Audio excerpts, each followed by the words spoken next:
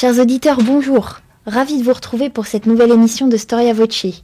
Vous le savez, nos podcasts sont gratuits. Alors si vous souhaitez nous soutenir, n'hésitez pas à faire un don à notre association en cliquant sur le lien qui est indiqué dans la description du podcast. En faisant un don, vous recevrez un abonnement à notre magazine Histoire et Civilisation. Alors le XXe siècle a été marqué par 2 guerres totales mondiales.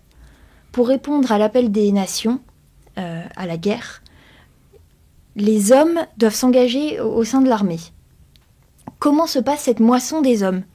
Avant même d'intégrer le corps d'armée et d'entrer au sein du processus de formation et d'intégration du soldat, tous les hommes devaient passer une série d'examens, une batterie de tests médicaux pour obtenir une autorisation médicale de s'engager.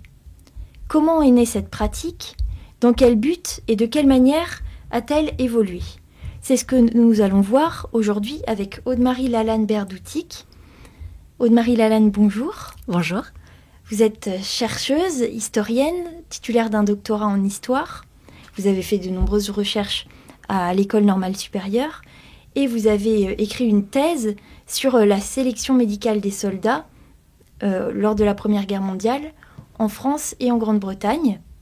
Et vous venez donc de publier « Des hommes pour la guerre, la sélection médicale des soldats, 1900-1923 » aux éditions du CNRS. Tout à fait. Alors, tout d'abord, est-ce que tout homme volontaire peut partir au combat ? Comment est-ce que ça se passe à l'aube du XXe siècle pour un homme qui veut partir au combat ? Alors, la situation est très différente en France et en Angleterre. Pourquoi ? Parce qu'en France, le système est celui de la conscription, c'est-à-dire du service militaire obligatoire, ce qui fait que les hommes n'ont en réalité pas vraiment le choix de s'engager, ils le doivent. En Angleterre, en revanche, à la veille de la Première Guerre mondiale, il s'agit d'une armée de métier, donc qui repose sur le volontariat et sur la volonté justement des individus de s'engager. Ce qui fait que, donc, en France, tous les jeunes gens de 20 ans sont astreints au service militaire et donc passent par le tamis, pourrait-on dire, de la sélection médicale et sont tenus de passer cet examen. En Grande-Bretagne, en revanche, seuls les volontaires qui se présentent dans le but de devenir soldats passent cette sélection. Les choses changent un petit peu pour l'armée britannique pendant la Première Guerre mondiale et c'est ce qui rendait la comparaison particulièrement intéressante parce qu'en 1916, la Grande-Bretagne adopte à son tour la conscription.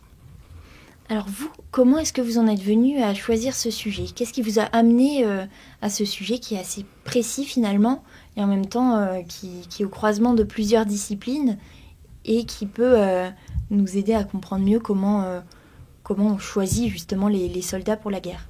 Alors comment j'en suis venue à choisir ce sujet ? À l'origine, en master, je travaillais sur la masculinité. J'essayais de comprendre ce que représentait notamment le métier de soldat dans la construction d'une identité masculine dans la société française. Et je voulais un petit peu continuer sur cette thématique lors de mon doctorat. Et en cherchant dans les archives, je voulais travailler sur des sources médicales, parce que ce sont des sources très normatives qui disent la manière dont l'identité masculine, ses contours, notamment physiques, sont construits. Et je me suis rendu compte qu'il existait assez peu de travaux sur la question de la sélection médicale des soldats. Et j'ai donc recalibré mon sujet pour travailler spécifiquement sur cet examen médical, sur ce que c'est que l'aptitude militaire, la manière dont les médecins procèdent à cette sélection des soldats et sur la manière dont la guerre a un impact sur l'ensemble du dispositif. Alors justement, dans les sources que vous avez étudiées, quel type d'informations vous avez pu sélectionner, vous avez pu trouver ? Plutôt des descriptions physiques, des analyses médicales, des termes peut-être très précis ? Alors, j'ai travaillé sur beaucoup de sources. La première et la plus évidente, c'est l'ensemble des écrits qui sont produits par les médecins. Et notamment par les médecins militaires, par les hygiénistes militaires, qui consacrent à la sélection médicale des recrues une une somme importante un nombre important d'écrits. Il y a des traités d'hygiène militaire qui consacrent toujours, ou quasiment toujours, leur premier chapitre au choix des hommes. Il y a la presse médicale spécialisée sur les questions militaires et la presse médicale, d'une manière générale, s'intéresse, elle aussi, à la question. Ça, c'est le premier ensemble de sources, donc les écrits des médecins. Un deuxième ensemble de sources sont les sources administratives de l'État en guerre, qui s'intéressent lui aussi à cette question, et notamment les sources du service de santé des armées, de part et d'autre de la Manche, qui s'intéressent évidemment à la manière dont se déroulent les opérations et à la manière dont on va modifier les critères, mais on y reviendra un peu plus tard. J'ai travaillé également au sein de ces sources-là, sur les statistiques qui livrent un certain nombre d'informations sur le nombre des hommes qui sont sélectionnés, sur le nombre d'hommes qui sont exclus du service militaire ou de l'activité guerrière pour c'est détaillé en fonction des pathologies. Donc ça donne quand même un certain nombre d'informations. Et puis pour terminer très vite, un troisième ensemble de sources assez intéressant, ce sont les dossiers des tribunaux d'appel de Grande-Bretagne. Puisque, et c'est là une des caractéristiques de ce pays, on peut faire appel de la décision de la commission médicale qui décide ou non de l'aptitude du candidat. C'est pas du tout le cas en France. La question a été évoquée au cours du XXe siècle, mais elle a été écartée. Lorsque on est déclaré apte ou inapte, c'est censé être une décision irrévocable. On verra ensuite que pendant la Première Guerre mondiale, cette décision n'est pas si irrévocable que ça en réalité. Mais en tout cas, le candidat au métier des armes n'a pas le choix de faire appel ou non. En Grande-Bretagne, c'est très différent. Il y a une structure d'appel, le tribunal d'appel, auquel le candidat au métier des armes peut saisir pour contester la décision de la commission médicale. Alors, qu'est-ce qu'on demande à un homme d'être capable de supporter pour rentrer dans l'armée ? Quelles contraintes physiques et même quelles contraintes psychologiques on regarde pour sélectionner un homme ? Alors, ce qui est très intéressant, c'est qu'il y a tout un discours sur l'aptitude militaire dans les écrits des médecins, avec une liste de qualités des bons pour le service qui dessine une espèce de corps masculin de parade qui réunit en une seule incarnation toutes les qualités finalement de l'homme et du soldat. En réalité, c'est pas vraiment comme ça que ça se passe. Ça se passe plutôt, disons que la sélection est un processus d'élimination où on recherche les tares, justement, qui empêchent le soldat de se livrer pleinement au métier des armes. Alors, ces critères de l'aptitude ou ces critères de l'inaptitude, pourrait-on dire, parce que c'est plutôt comme ça que ça fonctionne, ils sont multiples, mais on fait attention en particulier à l'aptitude à la marche, par exemple, puisque les armées du début du XXe siècle en Europe sont avant tout des armées de fantassins qui doivent être capables de parcourir des marches d'épreuve de plusieurs kilomètres, voire de plusieurs dizaines de kilomètres, avec parfois un équipement qui peut peser jusqu'à 30 kilos. Donc il faut évidemment être apte à la marche. Pour ça, on regarde la bonne conformation des jambes, des genoux, des chevilles, des pieds. Donc ça, c'est l'aptitude physiologique, pourrait-on dire. Et on regarde aussi l'aptitude qu'on pourrait appeler pathologique. Est-ce qu'il existe, au moment où le candidat est examiné, une pathologie qui l'empêcherait de se livrer pleinement aux activités qui lui sont demandées ? Au moment, à l'époque à laquelle je m'intéresse, évidemment, cet examen est orienté selon les priorités sanitaires du moment, et la priorité sanitaire du moment, c'est la tuberculose. On s'intéresse évidemment à la manière dont le soldat respire et dont il présente ou non des signes d'amaigrissement, de périmètre thoracique très réduit. C'est souvent quelque chose qu'on mesure, ou en tout cas qu'on essaie de mesurer dans l'examen médical. On recherche tous les signes pathologiques, et notamment ceux de la tuberculose. Et est-ce que le niveau d'exigence de la sélection s'adapte aux besoins, par exemple, des périodes où les conflits sont de plus en plus forts, on pense aux années 1916, 1917, à ce moment-là, comment évoluent les exigences de sélection ? Alors les exigences de sélection évoluent tout à fait. Ce que j'ai vu, en réalité, c'est que l'aptitude militaire était la variable principale de la politique de recrutement. Ce qui a pour conséquence qu'en réalité, dès 1914, au moment où on s'aperçoit, dès les premiers mois, dès les premières semaines, que la guerre va être particulièrement meurtrière, on se décide à adapter les critères de l'aptitude.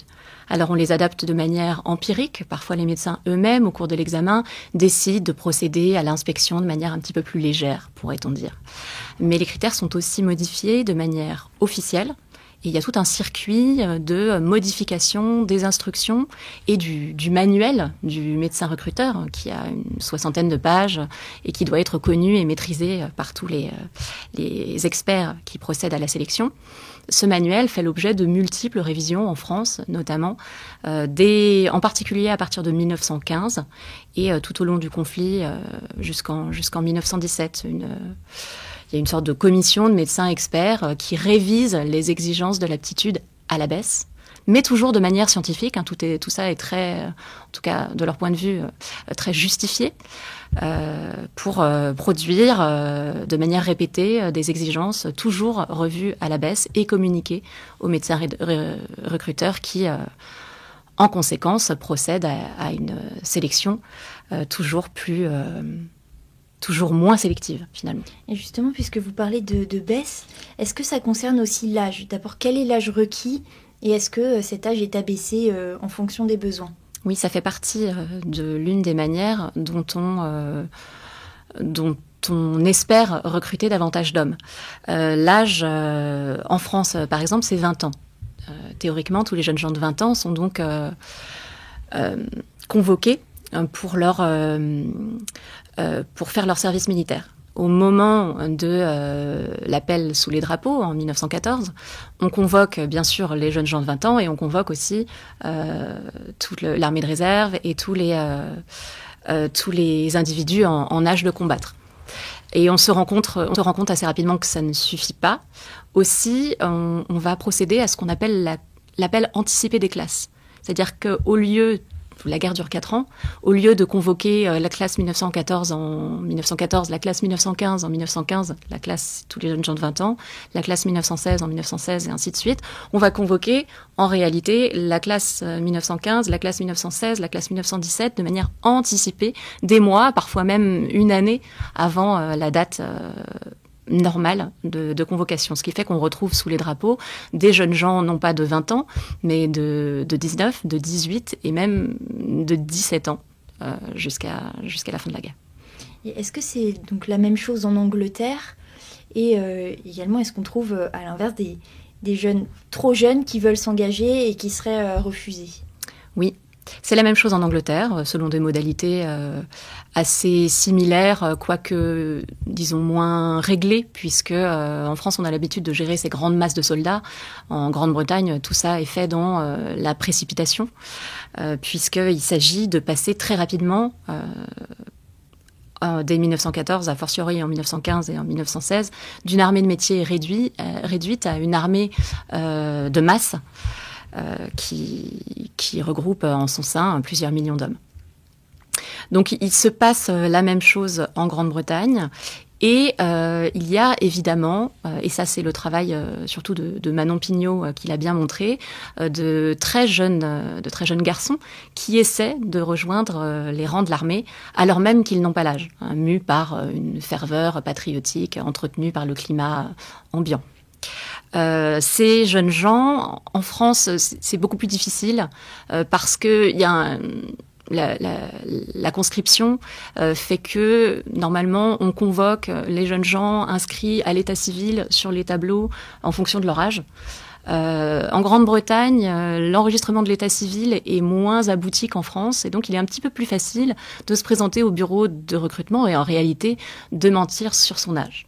Et c'est là la hantise des médecins recruteurs qui ont mis au point tout un tableau d'équivalence de mesure du corps en fonction des âges pour essayer de vérifier en mesurant la taille du poignet, la taille du thorax, la taille du fémur, pour essayer de savoir si les jeunes gens ont bien l'âge qu'ils prétendent avoir. Alors évidemment avec avec un certain nombre de ratés, où on se rend compte à l'arrivée au dépôt, parfois, que les jeunes gens n'ont pas du tout l'âge qu'ils prétendaient avoir.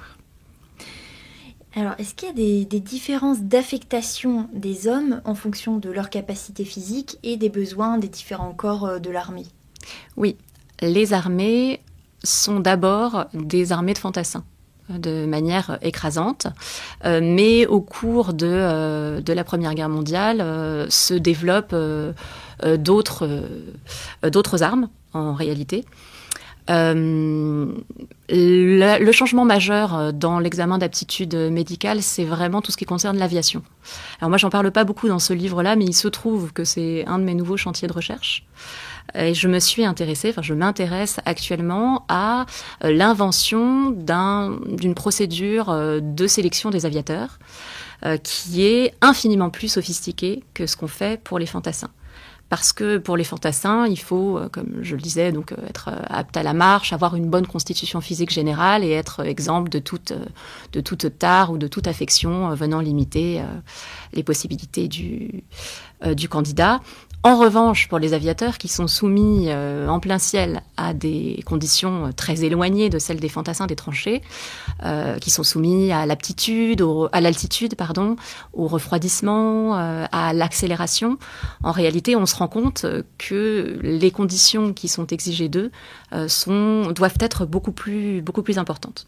Et donc on met en place des tests et des procédures extrêmement sophistiquées avec un outillage très performant et une procédure très très longue qui se distingue complètement de celle des fantassins qui en réalité sont examinés très rapidement. En 1916, la durée moyenne de l'examen d'un fantassin, c'est 1 minute 30. Donc on imagine bien qu'en ce laps de temps très réduit, on n'a guère le temps de rentrer dans les subtilités du diagnostic. En revanche, pour les aviateurs, c'est entièrement différent et on peut passer plusieurs heures à essayer de mesurer la rapidité de leurs réflexes, par exemple, ce qu'on appelle à l'époque les réactions émotives, et à enregistrer les variations du pouls et de l'équilibre, par exemple. Alors justement, c'est intéressant parce qu'on voit bien que la technique, finalement, a une influence sur la sélection. Et est-ce qu'on peut dire que même l'évolution du type d'armes que les soldats portent et du type d'armes qu'ils doivent utiliser influence les attentes? Oui, bien sûr. Et parfois pas toujours de la manière dont l'imaginent les soldats ou les militaires.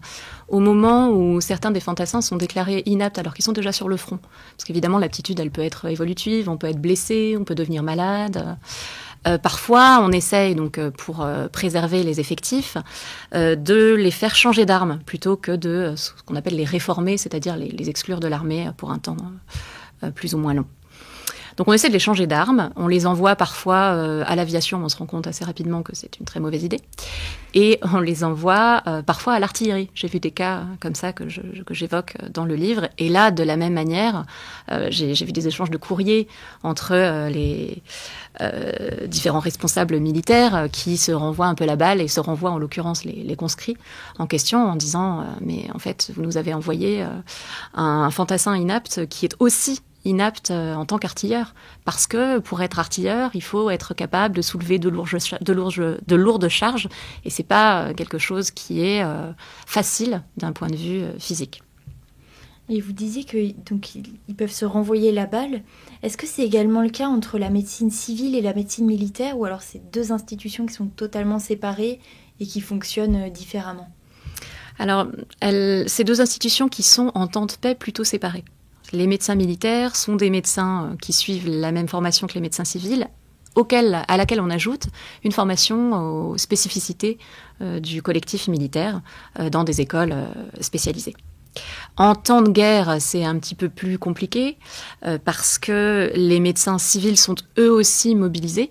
Et souvent, ils sont mobilisés, pas toujours, parfois ils peuvent combattre, mais parfois ils sont mobilisés en tant que médecins, soit pour soigner sur le front, soit pour suppléer les médecins recruteurs militaires dans leurs tâches de sélection.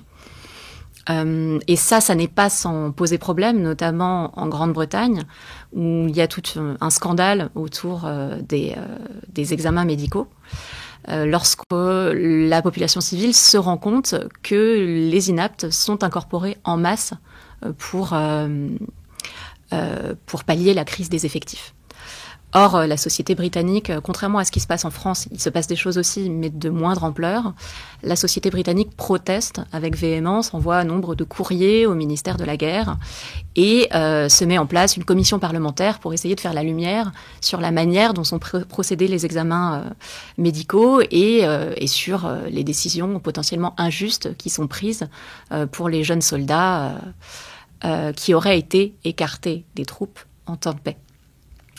Et à ce moment-là, les médecins militaires leur action est scrutée avec attention parce que en Grande-Bretagne, les commissions chargées du recrutement et de la sélection médicale sont des commissions médicales dont le président est toujours un médecin militaire. Et c'est lui dont sa voix a une forme de prééminence.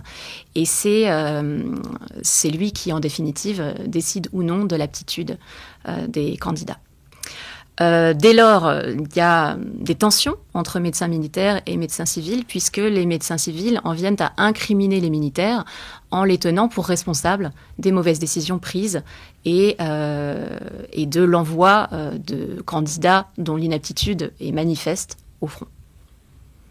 Alors, quelles sont les infrastructures qui sont mises en place pour obtenir une meilleure efficacité de la sélection et concrètement, où se passe la sélection et avec quels outils les médecins travaillent? Alors, la sélection se passe en France.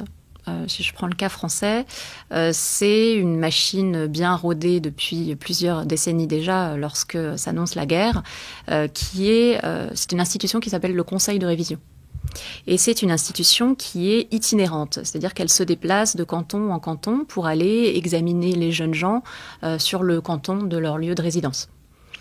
C'est une institution qui est composée certes d'un médecin expert, mais aussi de représentants de l'État, des représentants nationaux et des représentants locaux également. Tout ceci dans le but de fabriquer du consensus autour de cette moisson des hommes dont vous parliez, de ce recrutement, de cette conscription qui, au fond, n'a rien d'évident, même si l'idée a fait son chemin depuis la mise en place de la conscription jusqu'à la Première Guerre mondiale. Dès lors, tout ceci, comment se passe la sélection? Elle se passe dans des locaux assez fréquemment inadaptés, des halls de mairie par exemple, et donc mal ventilés, mal éclairés, et les médecins recruteurs se plaignent assez souvent, et c'est la même chose d'ailleurs en Grande-Bretagne, de l'inadaptation des locaux qui leur permettent mal de voir les rougeurs, les marques sur le corps par exemple, et qui les empêchent de faire leur travail dans des conditions adéquates. Pour effectuer cette sélection, ils ont à leur disposition un outillage extrêmement restreint. Parfois, la plupart du temps, il y a une toise pour mesurer les candidats parce qu'il y a une taille limite. On ne peut pas être candidat, alors j'ai plus le chiffre en tête, mais je crois que c'est 1m60 ou 1m56 la taille minimum. On ne peut pas être fantassin si on mesure moins de cette taille-là, sauf pendant la guerre où ça change évidemment. Les médecins recruteurs disposent également d'un ruban métrique qui leur permet de mesurer certains segments du corps et en particulier le tour de poitrine. Le périmètre thoracique, parce que à l'époque, on considère que les candidats qui ont un thorax particulièrement étroit sont des candidats à la tuberculose. Ils ont un terrain de prédisposition, pourrait-on dire, au bacille. Ils ont parfois une bascule pour mesurer les candidats. Ce n'est pas toujours le cas, et d'ailleurs, les médecins recruteurs s'en plaignent fréquemment. Donc on le voit, un outillage assez restreint qui est le fruit des contingences de l'examen qui sont orientées par des exigences de coût et de temps, finalement. Et pour autant, est-ce que les médecins ont cherché par eux-mêmes à améliorer les outils, à inventer des outils pour améliorer cette sélection? Oui, les médecins, en réalité, disposeraient des outils de nombreux outils pour mieux mesurer l'aptitude, parce qu'il en existe un certain nombre qui sont d'ailleurs mis à contribution dans l'examen des aviateurs. Il y a des spiromètres, il y a des respirateurs, il y a toute une série finalement d'outils qui permettent de mesurer les fonctions du corps. Ils sont à disposition. Parfois, ils ont un stéthoscope, c'est pas toujours le cas, par exemple. Ils ont des brassards pneumatiques déjà à l'époque pour prendre la tension. Ça se fait beaucoup dans les compagnies d'assurance. Mais dans le cadre qui est le cadre contraint de l'examen, ils ne peuvent pas disposer de ces outils, en tout cas pas en faire usage. Ils s'en plaignent. Et les médecins ne sont pas tous, même pendant la guerre, mus par cette fièvre patriotique qui les conduirait tous avec cynisme à envoyer à une mort quasi certaine des jeunes gens manifestement très limités dans leur capacité physique. C'est pas du tout le cas. En tout cas, on ne peut pas dresser du corps médical un tableau sans nuance. Il existe des protestations pendant la guerre de la part du corps médical qui s'alarme de l'envoi au front de jeunes gens manifestement inaptes. Parmi ceux-ci, on trouve notamment les hygiénistes qui s'inquiètent de la recrudescence au sein du collectif armé de la tuberculose. Puisqu'on imagine bien que si la sélection s'affaiblit pendant la guerre, on envoie plus facilement au front des jeunes gens porteurs de maladies contagieuses. Et lorsque ces maladies commencent à faire des ravages au sein de l'armée, les hygiénistes incriminent les instructions qu'on leur a données et essayent de rétablir la rigueur dans la sélection médicale. Est-ce que cela donne lieu à une législation particulière, cette contestation et cette volonté d'encadrer un petit peu plus les droits finalement des hommes qui partent à la guerre? Oui, en réalité, tout est encadré de manière légale. L'affaiblissement des critères est discuté à l'Assemblée et lorsque on commence à discuter très sérieusement d'une forme de retour de la rigueur à partir de 1915 et puis plus encore en 1917, tout ceci se fait... la Chambre, le Parlement se fait l'écho de ces discussions et lorsque un peu de rigueur est réintroduit, notamment en 1917, ça se fait de manière légale. Et comment est-ce que l'État parvient à déterminer le nombre des soldats dont il aurait besoin pour les différents conflits? Alors, il n'y a pas de nombre précis qui est avancé. En revanche, ça se fait de manière plus empirique, pourrait-on dire. Ils se rendent compte assez rapidement qu'il leur manque des hommes. Et ils essaient d'en recruter le plus possible. Il n'y a pas de directive chiffrée, pourrait-on dire. On n'envoie pas des missives en disant il nous manque 10 000 hommes. Si le conseil de révision du Gard pouvait nous en procurer 250, ce serait grandement apprécié. Ce ne sont pas des directives chiffrées. En revanche, l'assouplissement des critères de la sélection est un indice assez fort du besoin en hommes qui se chiffre en plusieurs centaines de milliers. Les campagnes également peut-être de recrutement, les appels se font sûrement beaucoup plus fréquents. Oui, même si dans des sociétés de la conscription et donc du service militaire obligatoire, le gros des hommes, ce sont des conscrits qui sont soumis au service militaire obligatoire et qui n'ont en réalité pas le choix. Les volontaires, en France, ils sont très peu nombreux. Ce sont des hommes qui ont été écartés pour diverses raisons du service militaire et qui peuvent essayer, par le biais des bureaux de recrutement, de se réengager, mais c'est numériquement très limité. En revanche, en Grande-Bretagne, avant 1916, on procède évidemment à des appels au volontariat. Et d'ailleurs, les volontaires qui se présentent au bureau de recrutement pour intégrer l'armée sont extrêmement nombreux. Les Britanniques pensaient qu'en mettant en place la conscription, ils auraient enfin tous les hommes dont ils ont besoin. Et en réalité, l'apport d'hommes par rapport à l'époque du volontariat n'a pas été si décisif que ça. Alors, est-ce qu'on sait comment les soldats vivent ces examens médicaux, comment ils vivent ce processus d'observation, d'auscultation. Est-ce qu'on a des sources à ce sujet et est-ce qu'on en sait un petit peu plus ? C'était là l'un des grands enjeux, l'un des grands défis de mon enquête. En France, j'ai eu beaucoup de mal à trouver des sources, des témoignages finalement des conscrits eux-mêmes, puisque dans les témoignages, justement, dans les mémoires des soldats, le conseil de révision, le moment de l'examen d'aptitude est un grand silence, est marqué par un grand silence. Il y a vraiment, j'ai vu parfois dans certains livres que j'ai consultés, j'ai passé ce matin mon conseil de révision, et c'est tout, et rien de plus.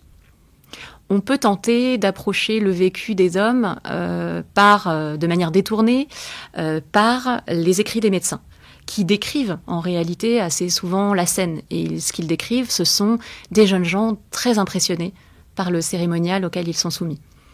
Ils sont très impressionnés notamment parce que ils sont soumis à une nudité totale, et une nudité totale et publique.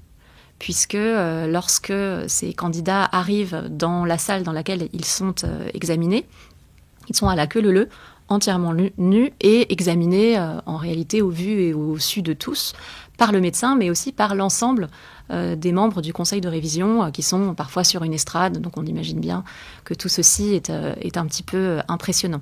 Et les médecins décrivent des jeunes gens impressionnés par la pudeur, qui ont parfois du mal à répondre aux questions qu'on leur pose, parce qu'on peut leur poser des questions pour essayer de déterminer leurs antécédents, par exemple. Donc pudeur et timidité sont de mise. Évidemment, c'était très insuffisant d'aborder cet examen et le vécu des candidats seulement par le biais des discours médicaux. J'ai trouvé en Grande-Bretagne, justement, par les sources des tribunaux d'appel, la parole des examinés sur leur examen. Parce que pour contester la décision dont ils ont fait l'objet, ces conscrits britanniques doivent détailler sur plusieurs lignes, parfois sur plusieurs pages, leurs insuffisances réelles ou supposées, qui les empêcheraient, selon eux, d'être classés dans la catégorie dans laquelle ils ont été classés. Et là, c'était des documents extrêmement précieux. Donc j'ai vu, moi j'ai travaillé surtout sur le tribunal d'appel de Middlesex et sur 1100 cas d'appel pour raison de santé. Parce qu'on peut faire appel pour différentes raisons, notamment pour raison de santé. Et donc j'ai 1100 cas de candidats qui détaillent assez longuement, parfois depuis leur enfance, tout l'historique des maladies, des insuffisances, des handicaps dont ils sont victimes et qui, selon eux, devraient entraîner un reclassement bienveillant de la part de la nouvelle commission médicale. Et au sein de leur famille, est-ce que cette sélection représente quelque chose, par exemple pour les familles, pour les parents ? Est-ce qu'il y a une fierté de voir leur fils enfin sélectionné, ou plutôt une appréhension Les deux, pourrait-on dire. L'examen médical, notamment en France, est devenu une forme de rite de passage à l'âge adulte, qui a des conséquences sociales parfois dramatiques, puisque se voir déclaré inapte par le conseil de révision, parfois au vu et au su de tout le monde, c'est courir le risque d'être considéré comme porteur d'une tare par le reste de la société, par le village, où la sentence est en réalité très, très rapidement connue de tous. Les historiens et historiennes de la conscription ont montré que les jeunes gens qui avaient été déclarés inaptes par le conseil de révision, en temps de paix ou en temps de guerre, mais en temps de paix aussi, pouvaient parfois éprouver quelques difficultés à se marier. Donc on imagine bien l'angoisse qui est celle des jeunes candidats et l'angoisse qui est celle, évidemment, de leur famille, puisque tout ceci est lié. En revanche, en temps de guerre, les choses sont un petit peu différentes. Pas autant qu'on pourrait l'imaginer. Il ne faut pas imaginer des sociétés vivant dans l'angoisse de voir leurs jeunes rejetons envoyés au front, puisque, effectivement, se voir déclaré apte, c'est aussi un motif de fierté qui est parfois envisagée de manière avec inquiétude par les candidats. Il y a des témoignages parmi les soldats britanniques qui attendent avec anxiété les résultats de l'examen pour voir s'ils vont pouvoir aller combattre la nation, ce qui pour eux est très important. D'autant plus important qu'il y a une forme d'opprobre sociale en temps de guerre, évidemment, de réprobation qui entoure les individus qui tenteraient de se soustraire à leurs devoirs. En Grande-Bretagne, il y a un mouvement assez connu qui s'appelle le mouvement des White Feathers, des plumes blanches qui étaient décernées par certaines femmes au cours d'événements publics à des hommes qui, selon elles, auraient tenté de se soustraire à leurs devoirs. Ça, c'est surtout pendant l'époque du volontariat. C'est une manière de leur infliger une sanction sociale et de critiquer leur manque de courage. En réalité, certains de ces hommes qui se sont vus décerner une plume blanche avaient subi l'examen médical et s'étaient vus réformés. En revanche, évidemment, au fur et à mesure que s'alourdissent les exigences de l'armée en termes de prélèvement au sein de la population, de prélèvement d'hommes au sein de la population, se font jour, émergent des entreprises, un mécontentement et des inquiétudes de la part des familles qui sont parfois manifestées donc, dans des courriers que j'ai pu consulter, surtout lorsque l'individu en question, le jeune homme, est de manière notoire